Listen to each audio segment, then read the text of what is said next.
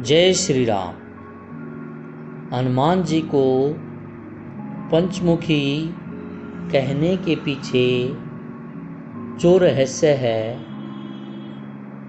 मैं आपको विस्तार से बताऊंगा। कृपया ध्यान से सुने और पसंद आए तो कमेंट, लाइक एवं सब्सक्राइब जरूर करें। लंका में महाबली बलशाली मेघनाद के साथ बड़ा ही भीषण युद्ध चला। आखिरकार मेघनाद मारा गया। रावण जो अब तक नशे में चूर था, राम सेना खासकर लक्ष्मण का पराक्रम सुनकर तनाव में आ गया। रावण को दुखी देखकर रावण की मां केकसी ने उसकी पाताल में बसे दो भाई अहिरावण और महिरावण की याद दिलाई। रावण को याद आया कि दोनों तो उसके बचपन के मित्र रहे हैं। लंका का राजा बनने के बाद उनकी सुध ही नहीं रही थी।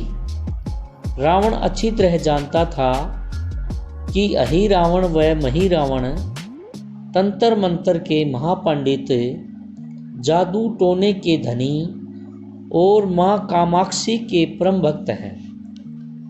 रावण ने उनको बुलाकर कहा कि वह अपने छल बल के कौशल से श्री राम व लक्ष्मण का सफाया कर दे। यह बात दूतों के द्वारा विभीषण को पता लग गई। युद्ध में अहिरावण व महिरावण जैसे परम मायावी के शामिल होने से विभीषण चिंता में पड़ गए। विभीषण को लगा कि भगवान श्री राम और लक्ष्मण की सुरक्षा और कड़ी करनी पड़ेगी। इसके लिए उन्हें वीर हनुमान जी को सचेत कर दिया। राम लक्ष्मण की कुटिया लंका में सुवेल पर्वत पर बनी हुई थी। हनुमान जी ने भगवान श्री राम की कुटिया के चारों ओर एक सुरक्षा घेरा खींच दिया। कोई जादू टोना, तंत्र मंत्र का असर या मायावी राक्षस इसके भीतर न आ सके। अहिरावण और महिरावण श्री राम और लक्ष्मण को मारने उनकी कुटिया तक पहुँचे, पर इस सुरक्षा घेरे के आगे उनकी एक न चली और वे असफल रहे। ऐसे में महिरावण विभीषण का रूप धारण करके कुटिया में घुस गया। राम और लक्ष्मण पत्थर की सपाट शिलाओं पर गहरी नींद में सो रहे थे। दोनों राक्षसों ने बिना आहट के शिला समेत दोनों भाइयों को उठा लिया और अपने निवास पाताललोक ले गए। विभीषण लगातार सचेत और उन्हें कुछ देर में ही पता चल गया कि कोई अनहोनी हो चुकी है। विभीषण को महिरावण पर शक था। उन्हें राम लक्ष्मण की जान की चिंता सताने लगी। विभीषण ने हनुमान जी को महिरावण के बारे में बताते हुए कहा कि वे उसका पीछा करें। लंका में अपने रूप में घूमना राम भक्त हनुमान के लिए ठीक न था। इसके लिए उन्होंने पक्षी का रूप धारण कर निकुंभला नगर पहुंच गए। निकुंभला नगर में पक्षी रूप धारण कर हनुमान जी ने कबूतर और कबूतरी को आपस में बात करते हुए सुना। कबूतर कबूतरी से कह रहा था कि अब रावण की जीत पक्की है। अहिरावण व महिरावण राम लक्ष्मण जी की बलि चढ़ा देंगे और युद्ध समाप्त हो जाएगा। कबूतर की बातों से ही बजरंगबली को पता चला कि दोनों राक्षस राम लक्ष्मण को सोते समय ही उठाकर कामाक्षी देवी को बलि चढ़ाने पाताल लोक ले गए हैं। हनुमान जी वायु वेग से रसातल की ओर बढ़े और तुरंत वहां पहुंचे। हनुमान जी पाताल लोक के प्रवेश द्वार पर एक अद्भुत पहरेदार मिला, जिसका आधा शरीर वानर का और आधा मछली का था। उसने हनुमान जी को पाताल में प्रवेश करने से रोक दिया। द्वारपाल हनुमान जी से बोला कि मुझे हराए बिना आप अंदर नहीं जा सकते। दोनों में युद्ध हो गया। हनुमान जी की आशा के विपरीत यह बड़ा ही बलशाली और कुशल योद्धा निकला। दोनों ही बड़े बलशाली थे। दोनों में भयंकर युद्ध हुआ। आखिरकार वह वीर बजरंगबली के आगे टिक न सका। आखिरकार हराने के बाद उस द्वारपाल की प्रशंसा के बिना न रह सके। हनुमान जी ने उस वीर से पूछा कि हे वीर, तुम अपना परिचय दो। तुम्हारा स्वरूप भी कुछ ऐसा ही है। उससे कौतूहल हो रहा है। उस वीर ने उत्तर दिया कि मैं हनुमान का पुत्र हूँ और एक मछली से पैदा हुआ हूँ। मेरा नाम मकरध्वज है। हनुमान जी ने यह सुना तो आश्चर्य में पड़ गए। वह वीर हनुमान की बात सुनने लगे। मकरध्वज ने कहा कि लंका दहन के बाद हनुमान जी समुद्र में अपनी अग्नि शांत करने पहुँचे। उनके शरीर से पसीने के रूप में तेज गिरा। उस समय मेरी माँ ने भोजन के लिए मुख खोला था। वह तेज मेरी माता ने अपने मुख में ले लिया और गर्भवती हो गई। उसी से मेरा जन्म हुआ है। हनुमान जी ने ये सुनकर अपने पुत्र को गले से लगा लिया और यहाँ आने का कारण बताया।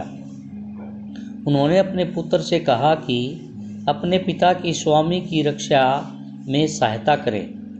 मकरध्वज ने हनुमान जी को बताया कि कुछ ही देर में राक्षस बलि के लिए आने वाले हैं। बेहतर होगा कि आप रूप बदल कर कामाक्षी मंदिर में जाकर बैठ जाएं। उनकी सारी पूजा झरोखों से करने को कहें। हनुमान जी ने पहले तो मधुमक्खी का वेश धारण किया और माँ कामाक्षी के मंदिर में घुस गए। हनुमान जी ने माँ कामाक्षी को नमस्कार कर सफलता की कामना की और फिर पूछा कि हे माँ, क्या आप वास्तव में श्री राम व लक्ष्मण जी की बलि चाहती हैं? हनुमान जी के इस प्रश्न पर माँ कामाक्षी ने उत्तर दिया कि नहीं, मैं तो दुष्ट अहिरावण व महिरावण की बलि चाहती हूँ। ये दोनों मेरे भक्त तो हैं, पर अधर्मी और अत्याचारी भी। आप अपने प्रयत्न करो, सफल हो जाओगे। मंदिर में 5 दीपक जल रहे हैं अलग अलग दिशाओं में, और स्थान पर माँ ने कहा कि यह दीप अहिरावण ने मेरी प्रसन्नता के लिए जलाए हैं। जिन्हें ये एक साथ बुझा दिए जा सकेंगे, उसका अंत सुनिश्चित हो सकेगा। इसी बीच गाजे बाजे का शोर सुनाई पड़ने लगा। अहिरावण महिरावण बलि चढ़ाने के लिए आ रहे थे।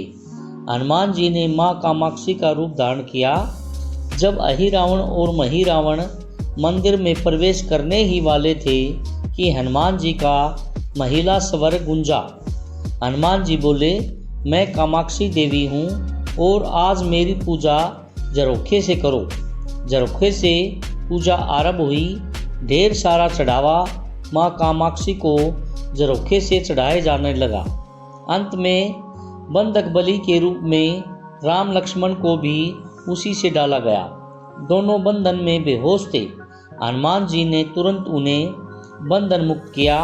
अब पाताल लोक से निकलने की बारी थी, पर उससे पहले माँ कामाक्षी के सामने अहिरावण महिरावण की बलि देकर उसकी इच्छा पूरी करना और दोनों राक्षसों को उनके किए की सजा देना शेष था। अब हनुमान जी ने मकरध्वज को कहा कि वह अचेत अवस्था में लेटे हुए भगवान राम और लक्ष्मण का खास ख्याल रखें और उसके साथ दोनों राक्षसों के खिलाफ युद्ध छेड़ दिया। पर यह युद्ध आसान नहीं था। अहिरावण और महिरावण मुश्किल से मरते तो फिर 5-5 के रूप में और जिंदा हो जाते। इस विकट स्थिति में मकरध्वज ने बताया कि अहिरावण की एक पत्नी नाग कन्या है। अहिरावण उसे जबरदस्ती उठा लाया है। वह उसे पसंद नहीं करती पर मन मार के उसके साथ है। वह अहिरावण के राज जानती होगी। उससे उसकी मौत का उपाय पूछा जाए और सहायता मांगे। मकरध्वज ने राक्षसों को युद्ध में उलझाए रखा और उधर हनुमान अहिरावण की पत्नी के पास पहुँचे। नाग कन्या से उन्होंने कहा कि यदि तुम अहिरावण के मृत्यु का भेद बता दो तो हम उसे मारकर तुम्हें उसके चंगुल से मुक्ति दिला देंगे। अहिरावण की पत्नी ने कहा कि मेरा नाम चित्रसेना है। मैं भगवान विष्णु की भक्त हूँ। मेरे रूप पे अहिरावण मोहित हो गया है और मेरा अपहरण कर यहाँ कैद किए हुए है, पर मैं उसे नहीं चाहती। लेकिन मैं अहिरावण का भेद तभी बताऊंगी जब मेरी इच्छा पूरी की जाएगी।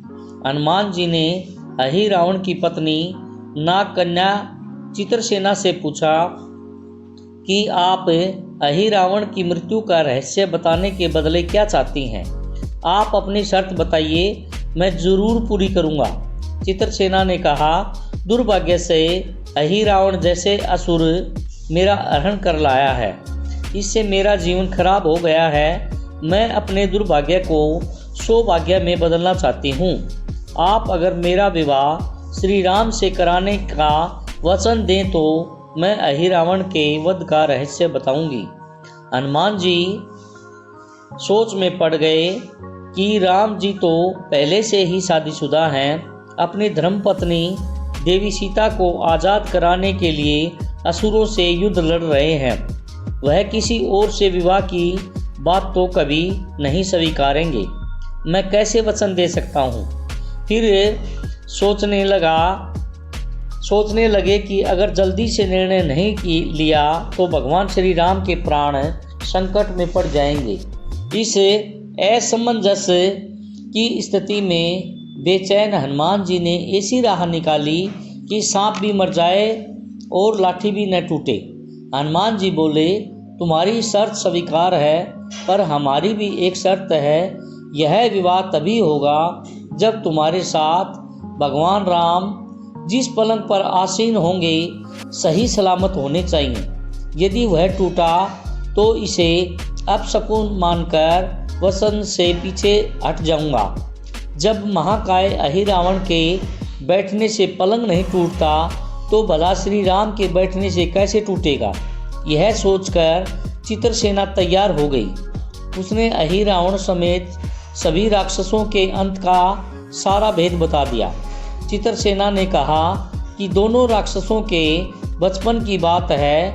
दोनों के कुछ शरारती राक्षस मित्रों ने कहीं से एक भ्रामरी को पकड़ लिया। मनोरंजन के लिए वे उसे भ्रामरी को बार बार कांटों से छेड़ रहे थे। भ्रामरी साधारण नहीं थी, वह मायावी थी। किसी कारणवश वह पकड़ में आ गई। भ्रामरी की पीड़ा सुनकर अहिरावण और महिरावण को दया आ गई और अपने मित्रों से लड़कर उसे छुड़ा दिया। मायावी भ्रामरी का पति भी अपनी पत्नी की पीड़ा सुनकर आया। अपनी पत्नी की मुक्ति से प्रसन्न होकर उस बहुरे ने वचन दिया कि तुम्हारे उपकार का बदला हम सभी भ्रमर जाति मिलकर चुकाएंगे। ये भ्रमरे अधिकतर उनके शयन कक्ष के पास रहते हैं। ये सब बड़ी संख्या में हैं।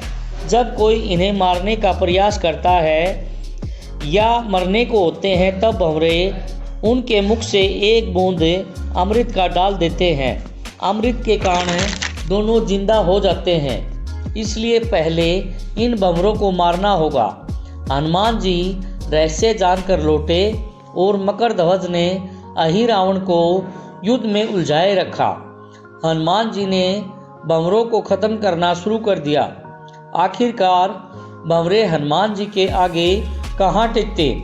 केवल एक बचा तो वह हनुमान जी के चरणों में लौट गया। उसने हनुमान जी से प्राण रक्षा की याचना की।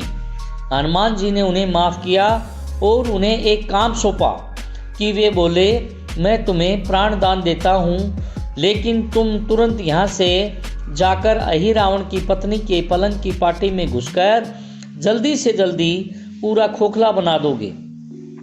भंवरा तत्काल चित्रसेना के पलंग की पार्टी में घुस गया। इधर अहिरावण और महिरावण अपने चमत्कार लुप्त होने से हैरान हो रहे थे, लेकिन मायावी युद्ध जारी रखा। भंवरों को हनुमान जी ने समाप्त कर दिया था और मकरध्वज के हाथों दोनों का वध नहीं हो रहा था। यह देखकर हनुमान जी चिंतित हो गए। फिर उन्हें कामाक्षी देवी का वचन याद आया कि देवी ने बताया था कि अहिरावण की सिद्धि है कि जब पांचों दीपक एक साथ बुझेंगे तभी उनका वध होगा। हनुमान जी तुरंत पंचमुखी रूप धारण कर लिया। उत्तर दिशा में वरामुख, दक्षिण दिशा में नरसिंहमुख और पश्चिम दिशा में गरुड़मुख, आकाश की ओर है ग्रीवमुख, पूर्व दिशा में हनुमान मुख। उसके बाद हनुमान जी ने पांचों मुख द्वारा एक साथ पांचों दीपक बुझा दिए। अब उनके बार बार पैदा होने और लंबे समय तक जिंदा रहने की सारी आशंकाएं समाप्त हो गई थी। हनुमान जी और मकरध्वज के हाथों शीघ्र ही दोनों राक्षस मारे गए। इसके बाद उन्होंने श्री राम व लक्ष्मण की मूर्छा दूर की। चित्रसेना भी वहां आ गई थी। हनुमान जी ने कहा कि हे प्रभु, अब आप अहिरावण और महिरावण के बंधन से मुक्त हो। इसके लिए हमें इस नाग कन्या की सहायता लेनी पड़ी थी। अहिरावण इसे बलपूर्वक उठा लाया था। वह आपसे विवाह करना चाहती है। कृपया इससे विवाह करके अपने साथ ले चलें, इससे उसे भी मुक्ति मिलेगी। श्री राम जी हनुमान जी की बात सुनकर चकराए। इससे पहले कि वह कुछ कह पाते, हनुमान जी ने कहा कि हे भगवान, आप तो मुक्तिदाता हैं। अहिरावण को मारने का जो भेद इसी ने बताया है, इसके बिना हम उसे मारकर आपको बचाने में सफल न होते। कृपया निदान इसे भी मुक्ति मिलनी चाहिए, परंतु आप चिंता न करें। हम सब का जीवन बचाने वाले के प्रति बस इतना ही कीजिए कि आप इस पलंग पर बैठिए, बाकी का काम मैं पूरा करवाता हूँ। हनुमान जी सारे कार्य इतने तेजी से करते जा रहे थे कि इससे राम जी और लक्ष्मण दोनों चिंता में पड़ गए और कोई कदम उठाते हनुमान जी ने भगवान राम की बाँह पकड़ ली और चित्रसेना के उस सजे धजे पलंग पर बिठा दिया। श्री राम कुछ समझ पाते कि तभी पलंग की खोखली पाटी शर्मा कर टूट गई। पलंग धराशायी हो गया। चित्रसेना जमीन पर आ गिरी। हनुमान जी हंस पड़े और फिर चित्रसेन से बोले, अब तुम्हारी शर्त तो पूरी नहीं हुई, इसलिए यह विवाह नहीं हो सकता। तुम मुक्त हो, हम तुम्हें लोग भेजने का प्रबंध करते हैं। चित्रसेना समझ गई कि उसके साथ छल हुआ है। मर्यादा पुरुषोत्तम के अनेक के सेवक उनके सामने किसी के साथ छल करें, यह तो बहुत अनुचित है। मैं हनुमान जी को श्राप दूंगी। जैसे ही वह श्राप देने जा रही थी कि श्री राम का सम्मोहन भंग हुआ। वह इस पूरे नाटक को समझ गए। उन्होंने चित्रसेना को समझाया कि मैंने एक पत्नी धर्म से बंधे होने का संकल्प लिया है। हनुमान जी को माफ़ी मांगनी पड़ी, लेकिन चित्रसेना विवाह करने की जिद पकड़े बैठी थी। श्री राम ने कहा, मैं जब द्वापर युग में श्री कृष्ण अवतार लूँगा तब तुम्हें सत्यभामा के रूप में अपनी पत्नी पर पटरानी बनाऊंगा। इससे वह मान गई। हनुमान जी चित्रसेना को उसके पिता के पास पहुंचा दिया। चित्रसेना ने प्रभु के अगले जन्म में अपने पत्नी बनाने का वरदान दिया था। भगवान विष्णु की पत्नी बनने की चाह में उसने स्वयं को अग्नि में भस्म कर लिया और श्री राम और लक्ष्मण, मकरध्वज और हनुमान जी सहित वापिस लंका में सुबेल पर्वत पर लौट आए। जय श्री राम। पंचमुखी हनुमान की जय हो। अगर वीडियो अच्छी लगे तो लाइक और सब्सक्राइब कर देना। जय श्री राम।